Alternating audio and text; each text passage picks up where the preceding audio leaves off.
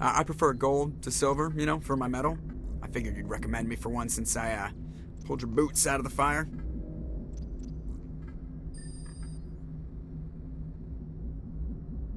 If we present you with a medal, you'll end up sitting on stage listening to politicians make speeches for a couple of hours. Fun. That's a good point. They'd probably make me shave, too. I spent the last 7 weeks working on this baby. No medal's worth that. So, Commander, why don't you tell me why you're really here? How's the Normandy performing? Is she everything they said she'd be? She's the best ship in the fleet. If you've got a pilot who knows how to handle her. Balance isn't what you'd expect. Takes a while to get used to that oversized drive core we got stuffed in the back, and her power can sneak up on you if you're not careful. The Normandy's probably too much ship for your average Alliance pilot, Commander. Lucky for you, I'm anything but average. I like to know my crew. Mind if I ask you a few questions? I can see where this is going. You did a background check on me, didn't you? Well, I'll tell you the same thing I told the captain. You want me as your pilot. I'm not good. I'm not even great. I am the best damn helmsman in the Alliance fleet. Top of my class in flight school, I earned that. All those commendations in my file, I earned every single one. Those weren't given to me as charity for my disease. What are you talking about? Are you sick? You mean you didn't know? Oh, crap. Okay, I've got Wrex syndrome, brittle bone disease. The bones in my legs never develop properly. They're basically hollow, too much force and they'll shatter. Even with crutches and my leg braces, it's hard to get around. One wrong step and crack! It's very dramatic, but I've learned to manage my condition, Commander. Put the Normandy in my hands and I'll make her dance for you. Just don't ask me to get up and dance unless, you know, you like the sound of snapping shin bones. I need to know more about this Wrex syndrome if I'm putting my ship in your hands. Yeah, of course you do. It's an extremely rare condition. Nobody knows exactly what causes it. Genetic, maybe. It's treatable, but there's no cure. They classify my case as moderate to severe. I was born with over a dozen fractures, hip, thighs, ankles. My bones were already breaking in the womb. 100 years ago, I wouldn't have survived past my first year. Lucky for me, modern medical science has turned me into a productive member of society. You're not gonna break a bone trying to fly the ship, are you? I don't fly with my feet, Commander, so I'm fine as long as I'm in this chair. I gotta be real careful when I get up to take a piss, though. I can do my job as well as anyone on the ship. Better, actually. So don't worry about it. I'm not trying to make you uncomfortable. Let's talk about something else. Whatever you want, Commander. Why does everyone call you Joker? It's a lot shorter than saying Alliance Flight Lieutenant Jeff Moreau. Plus, I love to make little children laugh. I was just thinking how much you remind me of Santa Claus. Look, I didn't pick the name. One of the instructors in flight school used to bug me about never smiling. She started calling me Joker, and it stuck. Why didn't you ever smile? Hey, I worked my ass off in flight school, Commander. The world's not gonna hand you anything if you go around grinning like an idiot. By the end of the year, I was the best pilot in the academy, even better than the instructors, and everybody knew it. They'd all got their asses kicked by the sickly kid with the creaky little legs. One guess who was smiling at graduation? How'd you end up joining the Alliance? Look, if you're looking for an inspirational tale of the crippled kid overcoming impossible odds, you're gonna be disappointed. My mother was a civilian contractor working for the Alliance. I basically grew up on the Arcturus station back when they were building up the fleets. Spend all that time around Alliance ships, there's a good chance you'll end up going to the Academy.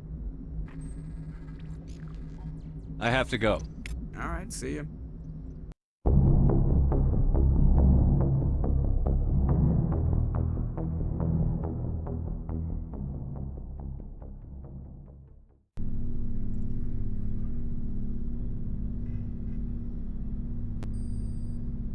Anything you need, Commander?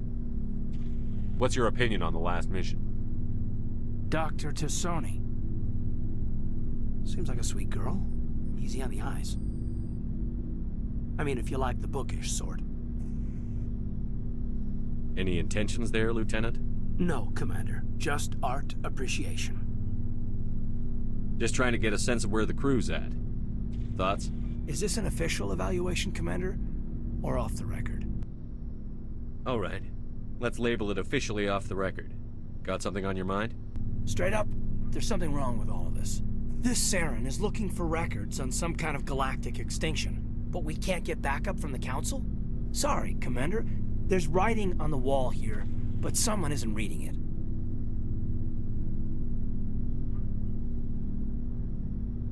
The Council doesn't want to believe anything's wrong. I'd call it human nature, but... I hear you. It just seems like a group that's been around as long as the Council should see this coming. Sorry if I got too informal. Protocol wasn't a big focus back in Bot. Tell me about it. Biotic acclimation and temperance didn't last past the airlock. To the kids they hauled in, it was brain camp. Sorry, hauled in is unkind. We were encouraged to commit to an evaluation of our abilities so an understanding of biotics could be compiled. There are worse results of accidental exposure to Element Zero in the womb. Beats the brain tumors some kids grew up with. Seems like you beat the odds. How many didn't make it? Out of 100, maybe 60 have no effect. 30 suffer adverse effects, little things like brain cancer. The other 10 show enough ability to augment with implants. Not always permanent, though. Not like the cancer. Next thing you know, you're out on Jump Zero. I mean, how's a kid supposed to deal with that? A station at the edge of human space. Jump Zero is Gagarin Station, right? What's it like? Yeah, that's the official name. Biggest and farthest facility we had for decades. Right on the termination shock, the outer edge of the solar system. It's where they did all the Goose Chase FTL research before we caught on to using mass effect fields. It was a sterile research platform when I was there. You know of any intentional exposures for certain? No one knows. Doesn't mean they didn't happen. As big as the exposures were, it was hard to track down accidentals. It was different then. No one knew the potential, so there wasn't a lot of regulation. Anything Kinetics did was gold. I'm not saying they intentionally detonated drives over our outposts, but in retrospect, they were damn quick on the scene. There were other kids in the same boat, right? At least you weren't alone out there. That's true. We did have a little circle that'd get together every night before lights out. We didn't have much to do, though. It was a research platform then, and Kinetics kept Jump Zero off the extranet to prevent leaks. Then you must have had plenty of time to get to know each other. Yeah, we'd sit around and bull every night after dinner, play cards or network games. There was this girl named Rana, who had a little circle grow up around her. She was from Turkey. Her family was very rich. But she was smart and charming as hell. Beautiful, but not stuck up about it. I think you'd have liked her. Sounds like she was special to you. She was. Maybe she felt the same. But things never felt together. Training, you know. Jump Zero is a long way from home. What was it like? The grand gateway to humanity looks a lot better in the vids. But that's my own baggage, Commander. No bearing on this. Alenko, there's no regulation that says you can't be friends with your commander. I appreciate that, Commander. I just don't want you to think that I'm a whiner. Besides, I've got my past squared away.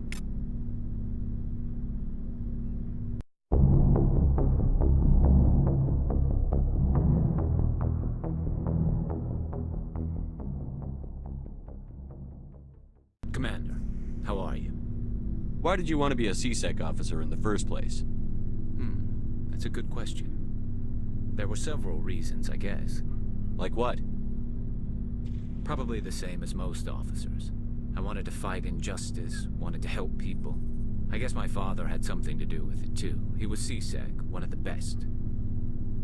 I grew up hearing about his accomplishments or seeing his picture on the vids after a big arrest. He's taking my resignation pretty hard.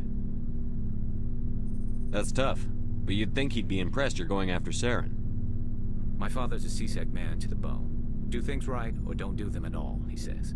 He thinks I'm being too rash, too impatient. He's worried I'll become just like Saren. He actually talked me out of becoming a Spectre when I was younger, for the same reasons. You were asked to be a Spectre? Well, I was targeted as a possible Spectre candidate. Me and about 1,000 other Turian military recruits. I could have received special training, but my father didn't like it. He despises the Spectres. He hates the idea of someone having unlimited power with no accountability. He wouldn't like you, Commander. No offense.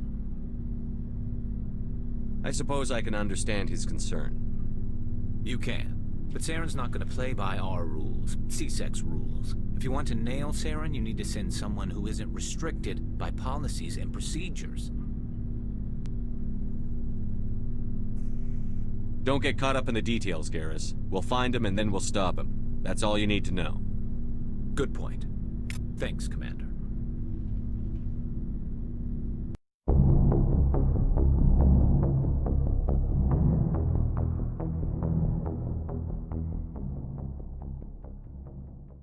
So, we've got Saren on the run.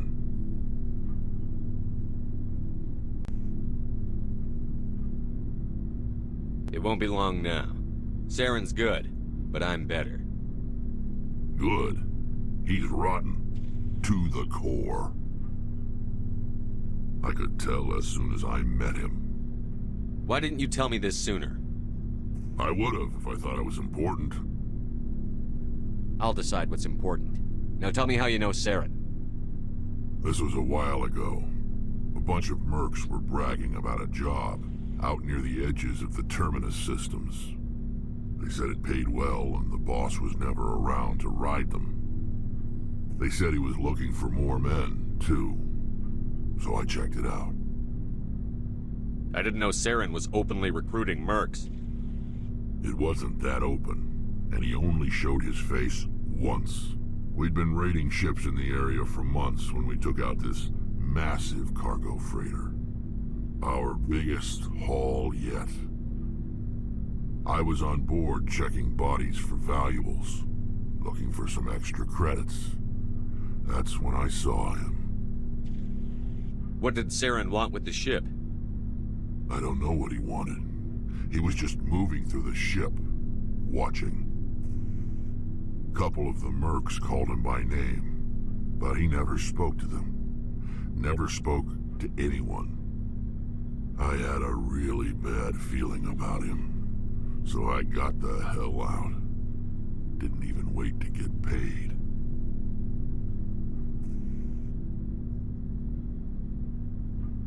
Whose ship was it? There was a Volus trading vessel. Big one. Lots of guards. But they were no match for us. What kind of cargo was the freighter carrying? What was Saren after? I don't know. All I saw on that ship was food and medical supplies. There were some basic weapons, but nothing big. If there was anything of value on that ship, I didn't see it. That's why I didn't mention it sooner. That's the only time you saw him? Yeah. Didn't even know who he was. Still wouldn't if I hadn't joined up with you. But my instincts were right. Every other merc on that mission turned up dead within a week. Every damn one. So long, Wrex. Shepard.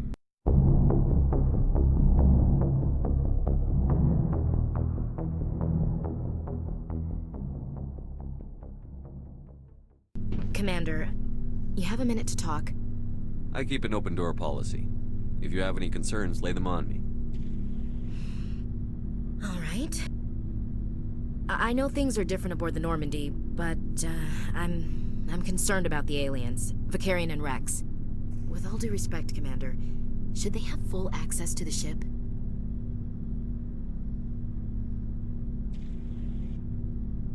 Don't mince words, Chief.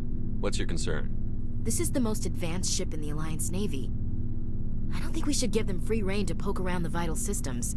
Engines, sensors, weapons. You don't trust the Alliance's allies? I'm not sure I'd call the Council races allies. We, humanity, have to learn to rely on ourselves. Standing up for ourselves doesn't mean standing alone. I don't think we should turn down allies. I just think we shouldn't bet everything on them staying allies. As noble as the Council members seem now, if their backs are against the wall, they'll abandon us. You've got a pessimistic view of the universe, Williams. A pessimist is what an optimist calls a realist. Look, If you're fighting a bear, and the only way for you to survive is to sick your dog on it and run, you'll do it. As much as you love your dog, it isn't human. It's not racism, not really. Members of their species will always be more important to them than humans are. These seem like deeply held beliefs, Williams. What made you think this way? My family's defended the Alliance since it was founded. My father, grandfather, great-grandmother, they all picked up a rifle and swore the oath of service. I guess we just tend to think of Earth's interests as our own. I never knew my family. Grew up an orphan on Earth. Anybody in your family I'd have heard of? Couldn't say, Commander. So why are you out here? Just trying to get away from Earth?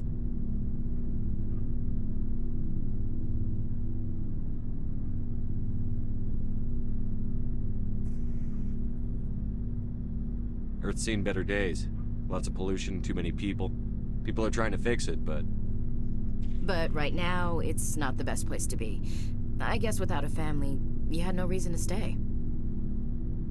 It doesn't sound like you've worked with aliens before. No, sir. Mainly I've been groundside, part of the surface garrison forces. I did get a rotation on a space station for training. Every Marine a rifleman, every rifleman ZG certified. That's odd.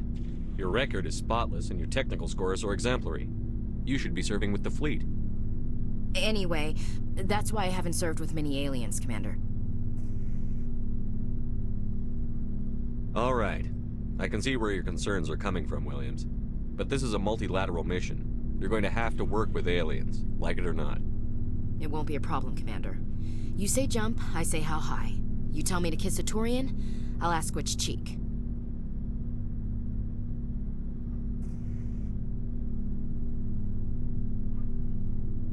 I don't think kissing Turians will be necessary.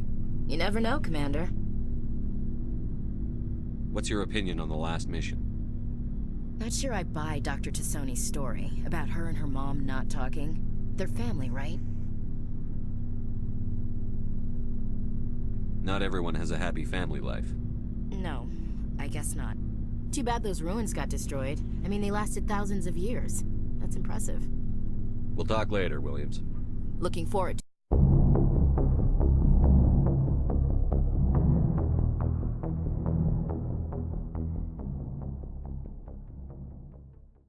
Oh, hello, Shepard. Are you okay? I don't know. Your ship is amazing, and your crew's been really great to me. Especially your chief engineer. But I just sort of feel out of place. The Normandy runs so smooth it feels like we're not even moving. And the engines are so quiet. How do you sleep at night? The silence wakes you up? Back on the flotilla, the last thing you want to hear is silence. It means an engine's died or an air filter shut down. I guess you don't have to worry about that here. But old habits die hard. But it's more than just the silence. This ship feels so empty. It's like half the crew is missing. Back home, I couldn't wait to go on my pilgrimage. I couldn't wait to get away from the crowds. Now that I'm out here, I kind of miss them. Sometimes we don't appreciate what we have until it's gone. That's true. I'm starting to wonder if that's what the pilgrimage is really about. It's given me a whole new perspective on my people and our culture. You know, there's always a few who go on their pilgrimages and never return. I always assumed something bad happened to them, but maybe they just wanted a different life. You do plan to return to the migrant fleet, right? I could never abandon my people, Shepard. I will go back eventually, but we have to stop Seren first. Otherwise, I might not have a home to go back to. I should go.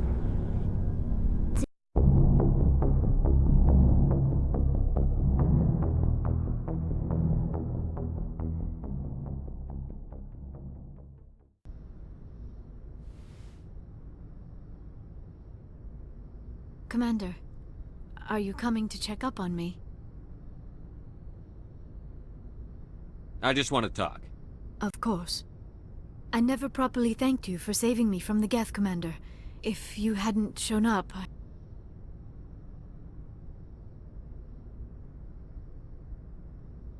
I'm just glad we got there in time. So am I. I know you took a chance bringing me aboard this ship. I have seen the way your crew looks at me. They do not trust me. But I am not like Benezia. I will do whatever I can to help you stop Saren. I promise. Don't worry, Liara. I trust you. I know you won't let me down. It means a lot to hear you say that, Commander. Thank you. Tell me about yourself, Liara. Me?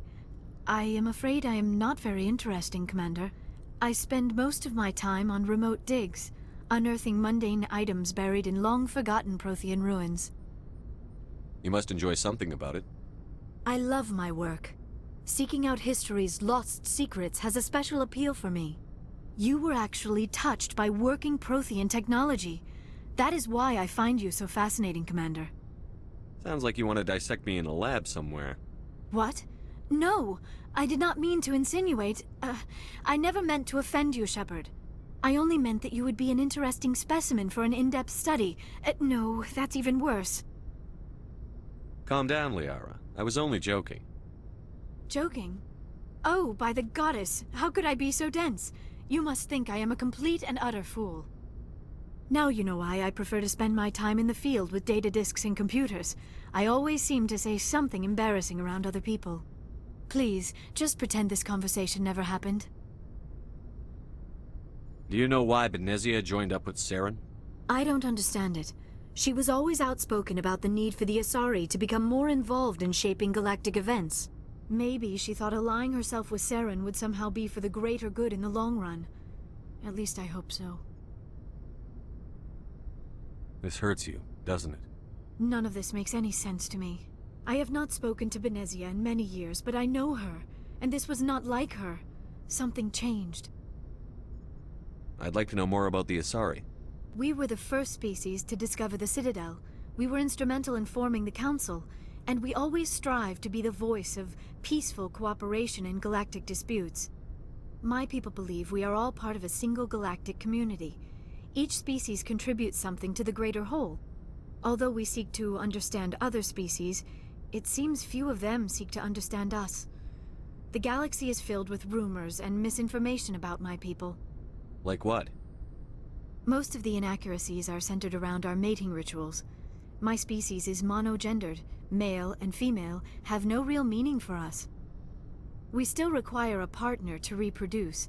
This second parent, however, may be of any species and any gender. I don't understand. Your species can mate with anyone? Mating is not quite the proper term, not as you understand it. Physical contact may or may not be involved, but it is not an essential element of the union. The true connection is mental. Our physiology allows us to meld with other beings. We can touch the very depths of their minds. We explore the genetic memory of their species. We share the most basic elements of their individual and racial identities. We then pass these traits on to our daughters. It is how we learn to grow as a species and how we develop a greater understanding of other races. What happens to your partner after the union? Every relationship is different. Some unions are a single encounter with both parents parting ways afterwards. Others can be more long-term. Sometimes an Asari and her partner will stay together for many decades. Do you know who Matriarch Benezia chose as her partner? She rarely spoke of her partner.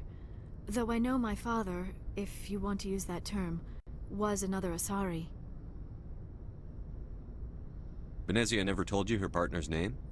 Union with our own kind is no longer common, not for the purposes of reproduction. Most Asari believe it weakens our species. Asari daughters inherit racial traits from the father species.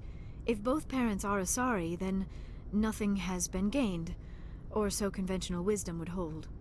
I am what is sometimes called a pureblood, though no Asari would ever be cruel enough to say the word to my face. It is a great insult among my people. It is possible Benezia's partner was embarrassed by their union. She may have been too ashamed to publicly acknowledge me as her offspring. Maybe she wanted to meet you but couldn't. Something could have happened to her. Maybe she passed away. You might be right. I hope you are. But I have no way to know for sure. Benezia never spoke of her partner. Whatever happened, it caused her too much pain to dwell on it. She raised me by herself, though that is not uncommon. Many Asari raise their children alone, particularly if the father species is short-lived. Often the partner will pass on long before the child reaches maturity.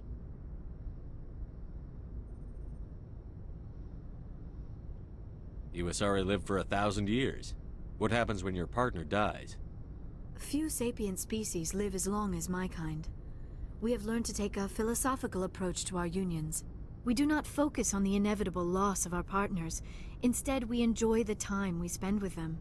And even after they're gone, a part of them lives on in us. The union is a connection that transcends both time and space.